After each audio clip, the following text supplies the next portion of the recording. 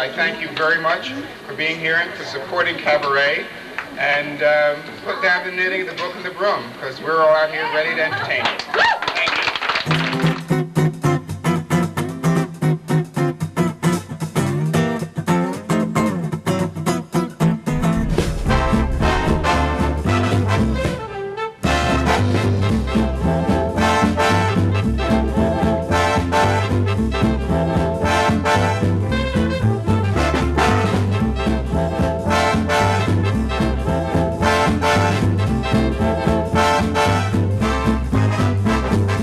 The first cabaret show I ever saw in New York was Felicia Sanders at the Living Room, which was on 2nd Avenue and 48th Street. When I saw her, I thought, I want to play this room. And the first professional job I had, which was in 1969, I believe, was at the Living Room. There's an audience out there that's paying the cover. Oh, how I love Cabaret. An underage girl, 2 queens, and your lover. Oh, how I love Cabaret. If you can do Cabaret, you can do anything after that. Everything else is easy once you master Cabaret, believe it or not.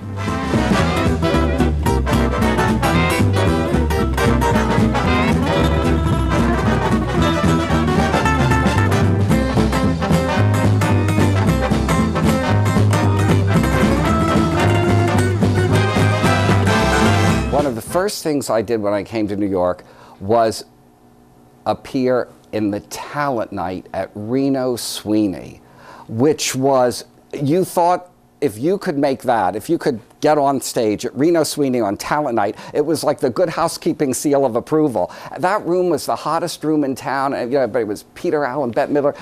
It was just thrilling, and I got to do that, and I was like, bright future predicted. Thank you very much. I pick up anything.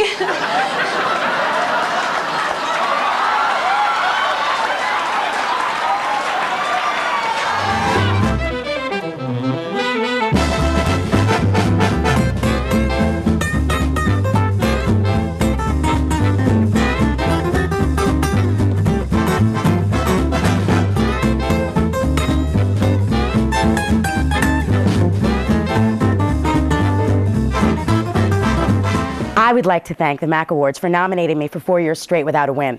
If I had won last year, I never would have gone on the hunger strike that I did and lost 117 pounds. Thank you, MAC. I finally fit into my size 2 jeans.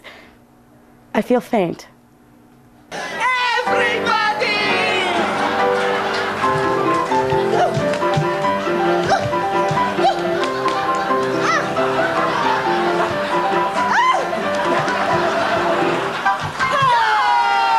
I had read in the Daily News a paragraph about Ann Hampton Calloway in Rex Reed's column that was glowing. And she was performing at it was a leather bar, really, on the East Side called the East 53.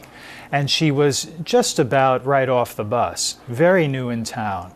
And people were dazzled by her even then, and I was dazzled by her because in the chaos of this place with an awful piano, no kind of listening situation at all, she cut right through it and made me want to sit at her feet and listen to every word that she was singing and every note she was playing. It was very exciting, and I kind of knew that this general field, cabaret, not leather bars, were for me.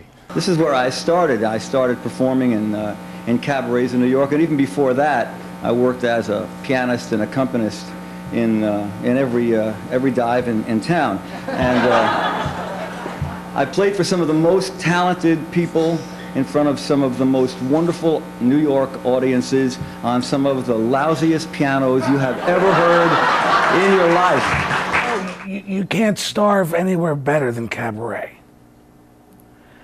And you can't lose as much money faster anywhere else. Not even Caesar's Palace.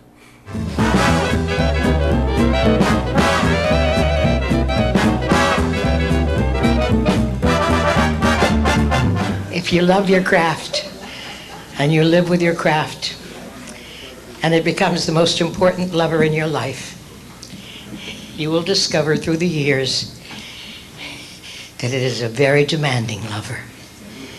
That it takes a great deal before it sometimes gives you something back.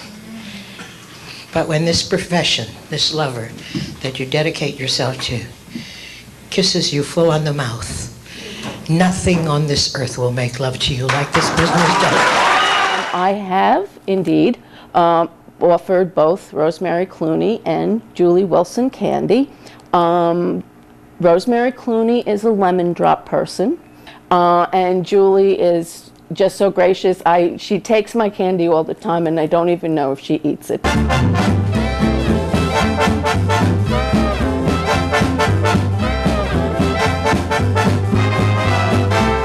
Every night of the week, I'm in a room somewhere, a small room, with one person on stage, no scenery, no special effects, nothing but just you and the night and the music.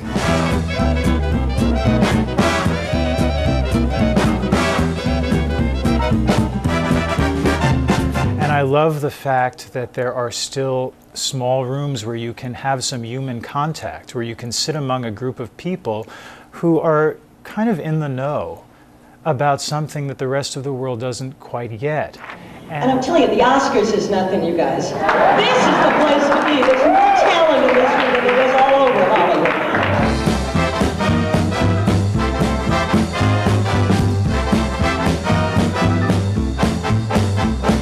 Rockabye, your rockabye baby, with a Dixie melody. Yeah, you go.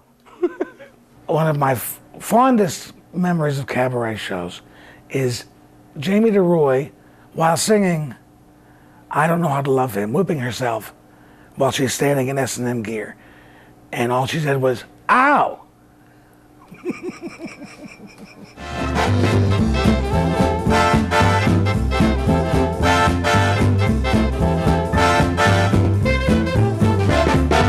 Oh, and if I don't win this year, I'll have a pepperoni pizza with a burger on the side. I'm starving. I'm trying to think funny cabaret stories. Most of them are an alcoholic blur, tell you the truth.